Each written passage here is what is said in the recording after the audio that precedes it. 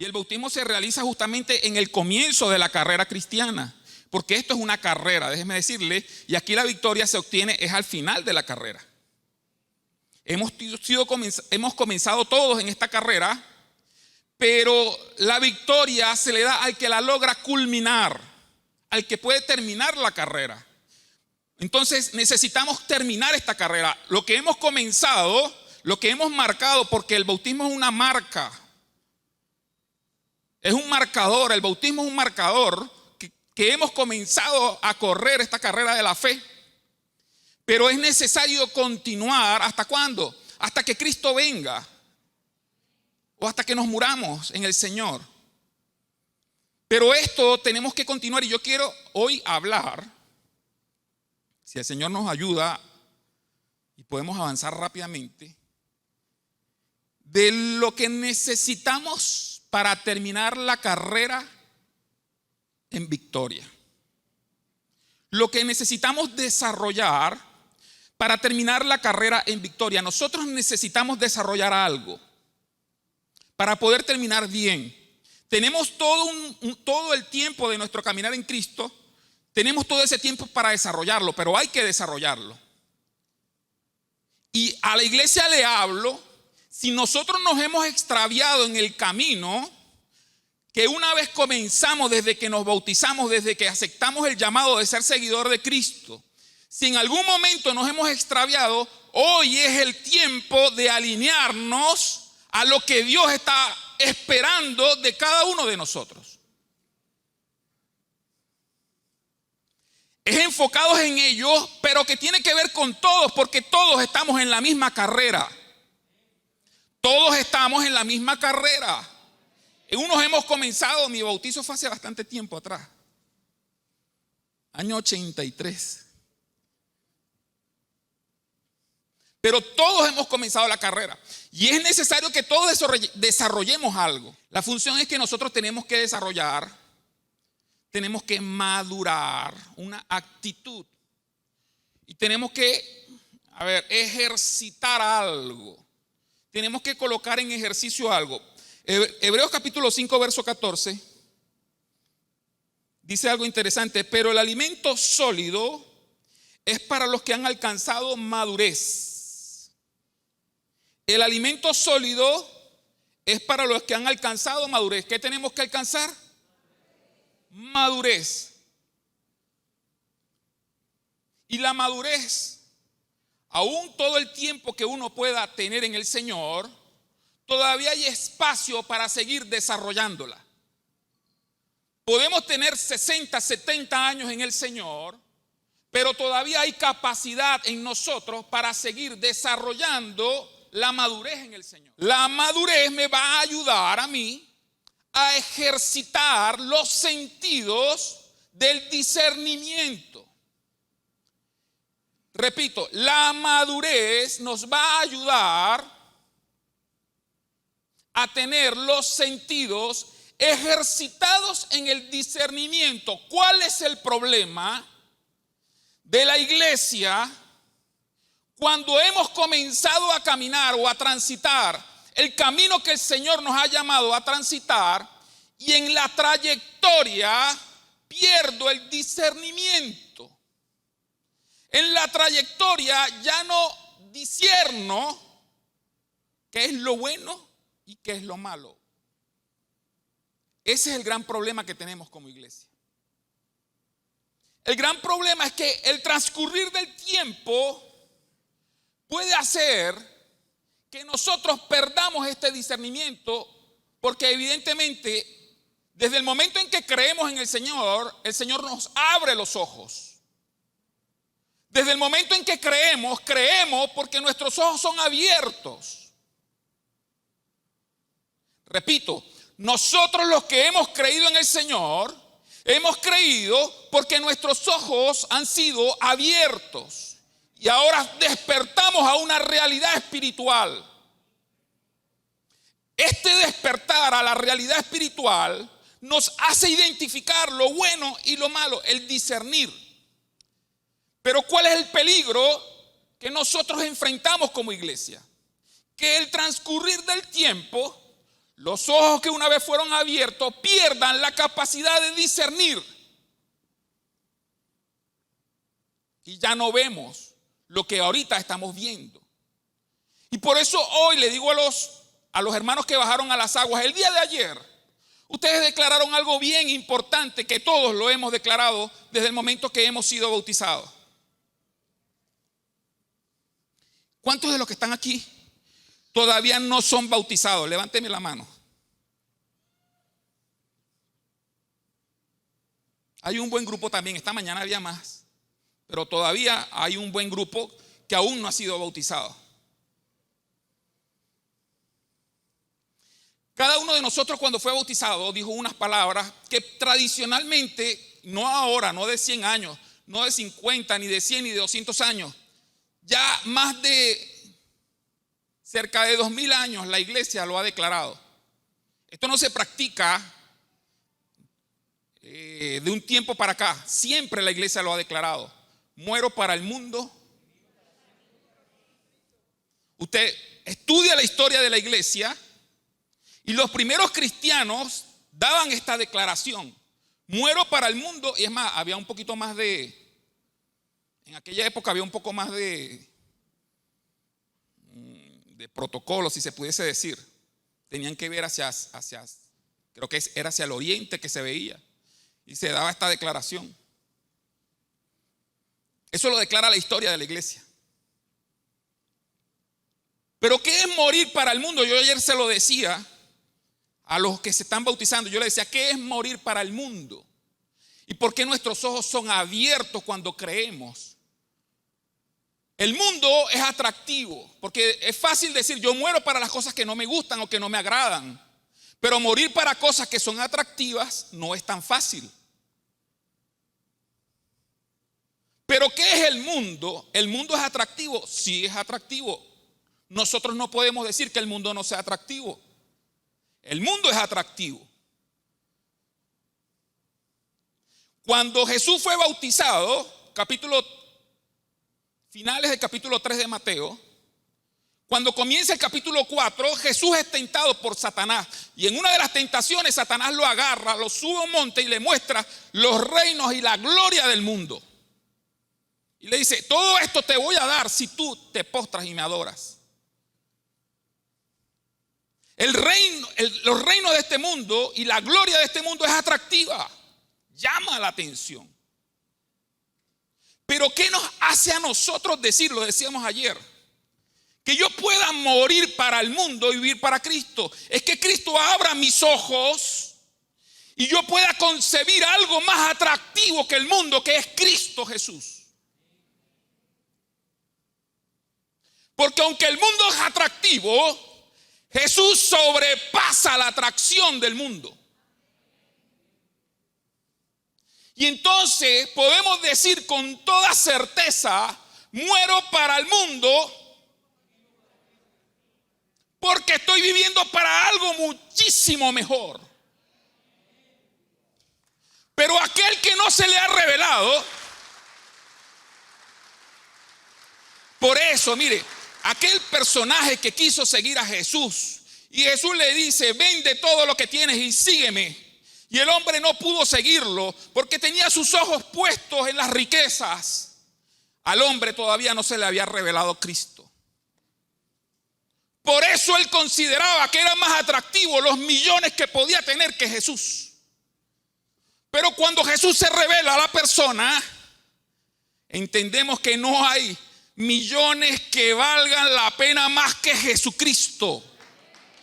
Que tú no pienses que Dios te ame es una ofensa para Dios. El que piensa que Dios no lo ama es porque no tiene los ojos abiertos, viendo lo que Dios ve. Puede ser que haya momentos en que uno se sienta desesperado, pero nunca dudes del amor de Dios.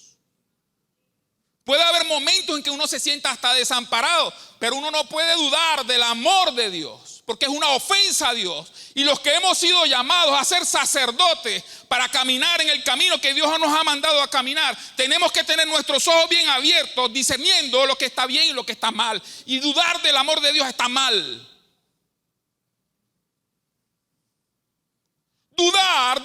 Dios está mal. ¿Qué había hecho Israel? Israel había caminado, llegó hasta el profeta Malaquías, pero Israel no sabía que Dios lo amaba. Su discernimiento fue nulo. Y Dios le dice al pueblo de Israel: estoy contra ti, porque te he amado, y tú me preguntas en qué me has amado. Y se fue a juicio. Esto no es nada suave. Esto no es nada trivial. Esto no es nada ligero. Esto es juicio de Dios por causa de gente que no tiene discernimiento de las cosas de Dios. Cuando tú como sacerdote ofreces, no tienes conciencia de lo que estás ofreciendo. Y tú llegas a un servicio 10 minutos antes que se termine el servicio. Déjame decirte, no tienes los sentidos ejercitados. Cuando le das a Dios lo cojo, cuando le das a Dios lo enfermo, cuando le das a Dios las obras, no tienes los sentidos ejercitados.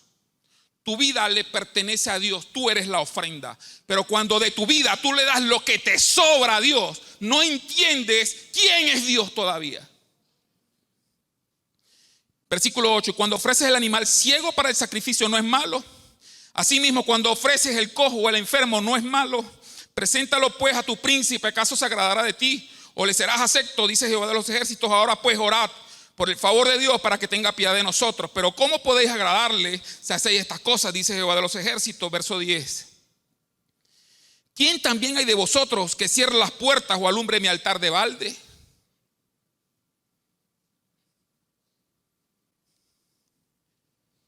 Todo lo que se hace para el Señor tiene su recompensa. No hay quien cierre la puerta del altar. No hay quien cierre las puertas y no tenga su recompensa. No hay quien esté de servicio en las puertas y no tenga su recompensa. No es de balde que la gente sirve al Señor.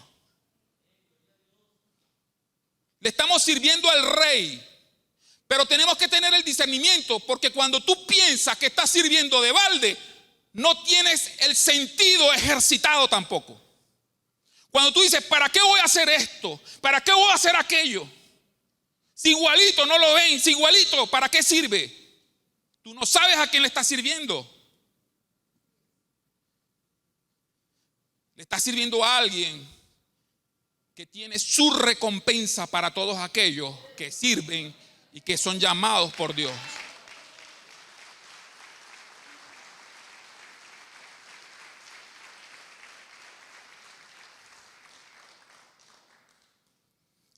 Sigue diciendo versículo 10, yo no tengo complacencia en vosotros, dice Jehová de los ejércitos, ni de vuestra mano aceptaré ofrenda. Porque desde donde el sol nace hasta donde se pone, es grande mi nombre entre las naciones. Y en todo lugar se ofrece a mi nombre incienso y ofrenda limpia, porque grande es mi nombre entre las naciones, dice Jehová de los ejércitos. Y vosotros lo habéis profanado cuando decís, inmunda es la mesa de Jehová, y cuando decís que su alimento es despreciable. Habéis además dicho, oh, qué fastidio es esto, y me desprecias, dice Jehová de los ejércitos. Y trajiste lo hurtado, lo cojo, lo enfermo y lo presentaste como ofrenda. ¿Aceptaré yo eso de vuestras manos? Dice Jehová. Dios es tan grande. Al que servimos es tan grande. Al que servimos es tan grande. ¿Cómo se ocurre semejante cosa de alguien decir qué fastidio? Es inaudito que alguien se exprese del servicio del Señor como un fastidio. Tiene los sentidos extraviados. Los ojos que fueron abiertos al comienzo se cerraron en la trayectoria. Y ya no están viendo a quién están sirviendo.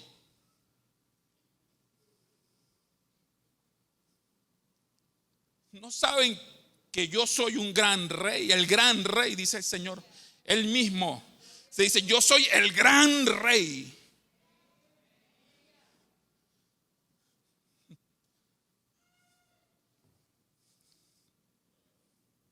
Verso 14. Dice, maldito el que engaña, el que teniendo machos en su rebaño promete y sacrifica a Jehová lo dañado. Mire, aquí no está hablando del que no da porque no tiene. Aquí está hablando del mentiroso que teniendo como ministrarle al Señor con toda liberalidad, con toda excelencia, agarra lo que le sobra y se lo presenta al Señor. El Señor le dice, tal sacerdote es un maldito. Duro.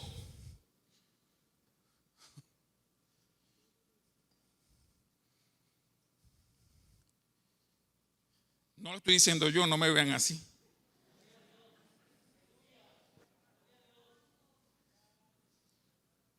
El que engaña, que teniendo como.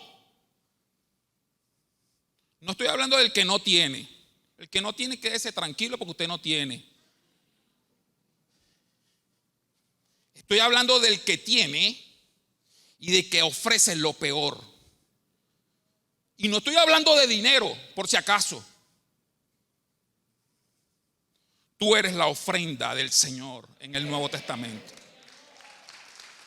El ejercicio del sacerdocio se tiene que hacer con los ojos espirituales, con discernimiento. Eso lo produce la madurez. Y yo decía que es bueno cuando arrancamos, pero tiene que ser mejor cuando finalicemos. Porque aquí yo no sabía todas las cosas que en el camino voy a aprender.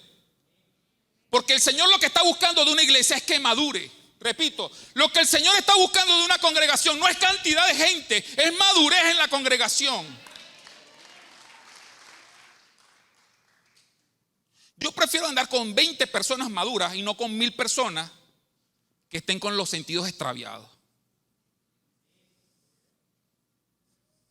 Usted con 20 personas maduras llega más lejos. En el ejercicio del sacerdocio, en el ejercicio del servicio al Señor. ¿Por qué es mejor 20 personas maduras y no 1000? Porque esas 1000 no saben a quién le están sirviendo. No saben del amor de Dios derramado sobre nuestras vidas. No saben, están perdidos porque siempre se preguntan, ¿dónde nos amó Dios? ¿Y qué mal hemos hecho nosotros? ¿Y por qué me están pidiendo que yo vaya? Y si yo no voy, ¿por qué? Aquí hay gente guerrera entre nosotros. Aquí hay gente 24/24 o 24/7, como es que le dicen. Aquí hay gente de ese calibre.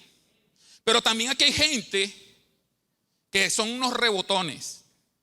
Yo no lo pido en mi nombre. Repito, cuando yo pido algo, yo no lo pido en mi nombre. Yo lo pido por la necesidad del servicio en la iglesia.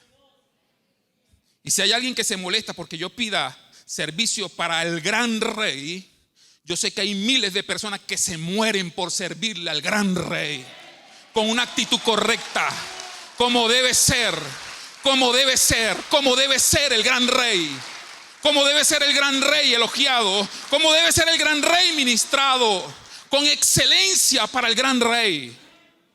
El Señor no está pidiendo limosnas. El Señor no es un Dios de limosnas, es de ofrendas, de lo mejor. Yo les decía que hay un programa en cable que era, el programa se llama Jefe Incógnito o Jefe Encubierto. Jefe Encubierto. Este programa de Jefe Encubierto es como un show donde el jefe de agarra una empresa cualquiera y el jefe se agarra y se disfraza como un empleado nuevo. Y se mete entre todos los empleados para ver cómo funciona la empresa. Y hay empleados que ayudan al jefe y lo ayudan en todo lo que requieran, no sabiendo que es el jefe, asesorándolo y dándole consejos y ayudándole. Y hay otros que se portan mal, no sabiendo que están tratando con el jefe. Ay, nuestro jefe está encubierto. Nuestro jefe está encubierto. Nuestro jefe está encubierto. ¿Y cuándo, Señor, te hicimos esto? Entonces también le responderá diciendo: Señor, ¿cuándo te vimos hambriento, forastero, desnudo, enfermo o en la cárcel y no te servimos? Entonces le responderá diciendo: de cierto os digo que en cuanto no lo hiciste a uno de estos más pequeños, tampoco a mí me lo hiciste. E irán estos al castigo eterno y los justos a la vida eterna. Servir es ministrar. Ministrar lo hacen los sacerdotes. Como hemos sido llamados para ser sacerdotes, tenemos que tener el discernimiento a que cuando nosotros servimos no le estamos sirviendo al hermano, le estamos sirviendo al Señor. Porque todas las cosas que tenemos que hacer, las tenemos que hacer como para el Señor y no para los hombres. Todas las cosas que tenemos que hacer, las tenemos que hacer como para el Señor. El Señor Jesús nos da a nosotros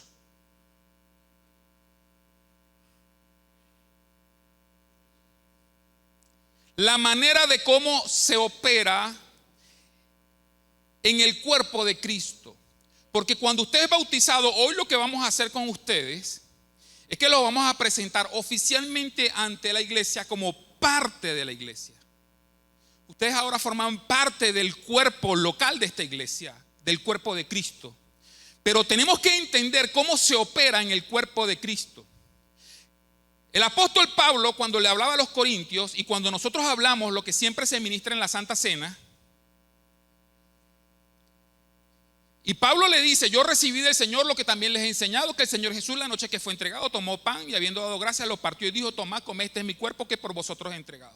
Asimismo, después que hubo cenado, tomó también la copa y la repartió diciendo: esta copa es el nuevo pacto que hay en mi sangre. Haced esto todas las veces que la comiereis y bebiereis en mi sangre, haciendo memoria de mí. Pero también hay una advertencia después de todo esto. Y advierte el apóstol Pablo. Y dice: pero yo quiero que ustedes se examinen cada vez que van a participar de la cena del Señor. Que se examinen, ¿por qué? Porque si hay alguien que come la cena del Señor y no discierne que es el cuerpo de Cristo, juicio come y bebe para sí.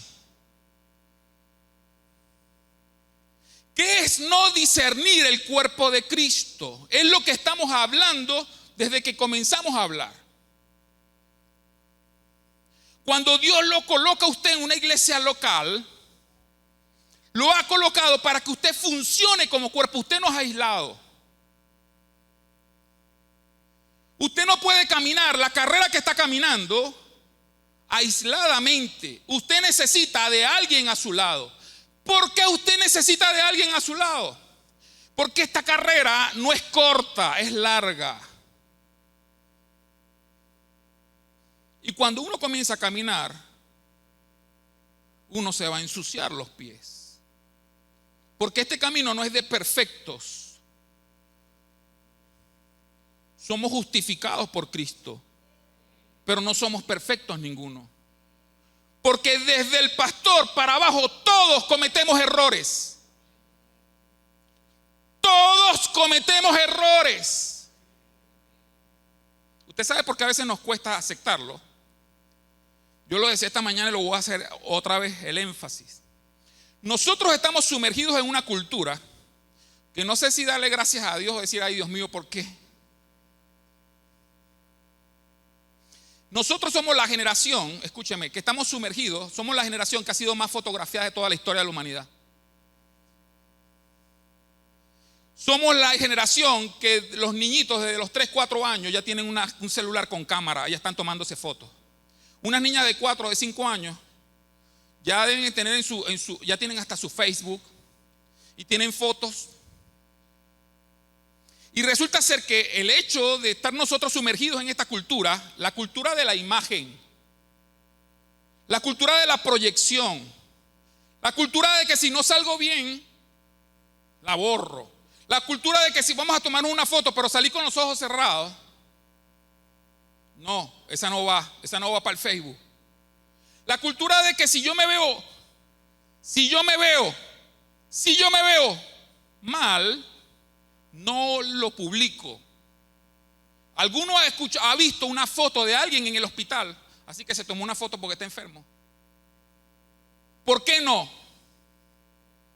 Porque nadie quiere publicar ni exhibir sus errores, sus problemas, sus carencias, sus debilidades, sus defectos. Nadie quiere publicarlo. ¿Por qué? Porque nos vamos a sentir vulnerables. Si alguien ve que yo voy a abrir la nevera y voy a tomar una foto que no tengo nada que comer y la voy a subir al Facebook. ¿Hay alguien que lo hace? No, ¿por qué? Porque nosotros simplemente queremos mostrar una buena imagen de nosotros. Nadie quiere mostrar sus carencias. Nadie quiere mostrar sus debilidades. Nadie quiere mostrar sus defectos. Nadie quiere mostrar su vulnerabilidad. Nadie quiere mostrar sus fallas. Nadie quiere dar a ver que no es perfecto.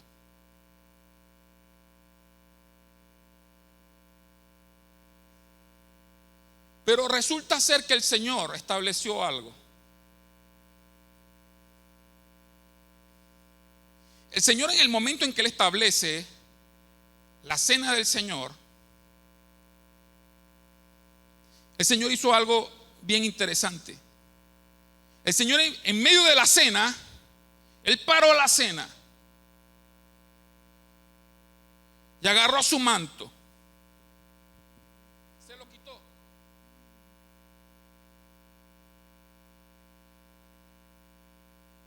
se lo ciñó,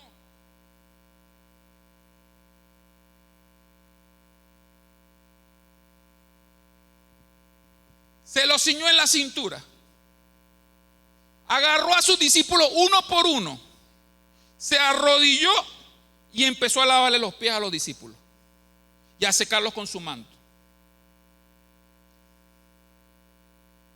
Se para el Señor, siendo el Señor, y Él mismo dice: ustedes me dicen a mí maestro y Señor, y bien decís porque lo soy.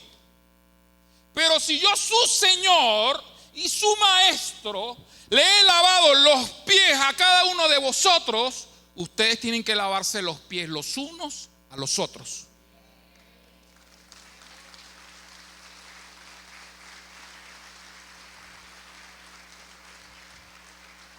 ¿Por qué el Señor está pidiendo que nos comprometamos unos con otros a lavarnos los pies?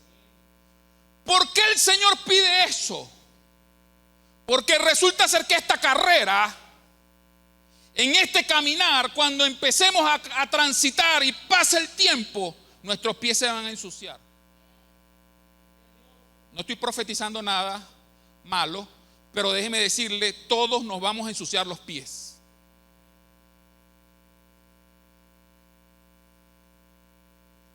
Todos nos vamos a ensuciar los pies. Y tú necesitas lavarle los pies a alguien. Y alguien necesita lavarte los pies a ti.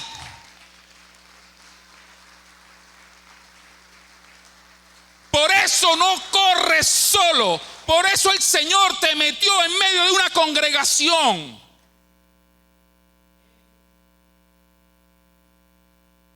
Tú no estás solo en la vida.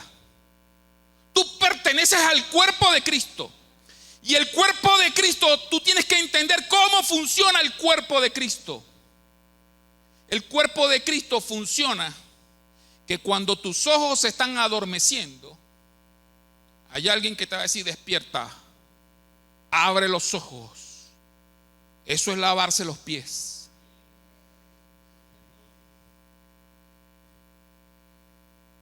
¿Y por qué no tú te puedes quedar dormido también? Y de repente yo me estoy durmiendo. Yo necesito a alguien que me diga: pastor, me pegue un codazo. Despiértate, pastor, mira qué está pasando. Porque yo soy un ser humano igual. Todos somos seres humanos. pero yo necesito a alguien que me golpee y me despierte. Usted necesita a alguien que también lo golpeen y lo despierten. ¿Por qué tenemos que tener los ojos abiertos? Porque tenemos que entender en dónde estamos, cómo vamos y para dónde vamos. Tenemos que entenderlo. El no entenderlo, el no tener los ojos ejercitados en el discernimiento, es llegar a un final y no haber entendido que la persona que estaba esperando que yo le sirviera era Jesús. Yo no quiero ese final para mí. ¿Sabe que ese final no ha llegado todavía? Está profetizado y el Señor ya lo vio. Ya el Señor lo vio. Pero yo no quiero estar entre eso. Yo quiero estar entre los que el Señor diga: entra bien, siervo fiel, entra al gozo de tu Señor. Yo quiero que esta iglesia sea una de las iglesias de Caracas que diga: yo sabía que cuando yo hacía las cosas se las estaba haciendo al Señor.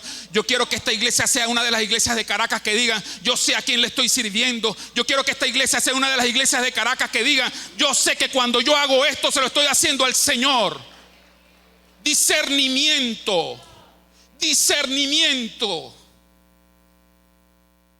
Si deseas unirte a nuestro equipo de trabajo, te invitamos a iniciar el Andar del Creyente. Solo debes asistir a tus clases de consolidación y Proyecto Felipe, donde podrás afianzar tus primeros pasos en el Señor.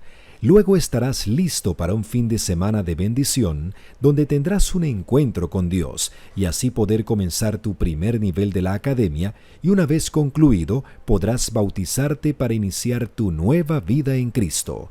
Ahora solo debes concluir tu academia parte 2 y estarás listo para ser lanzado y ser parte del mejor equipo para asumir el reto de servir a Dios y bendecir a todas las familias de la tierra. Centro Cristiano Misionero Internacional El Olivar, un lugar para crecer y bendecir a las familias de la tierra.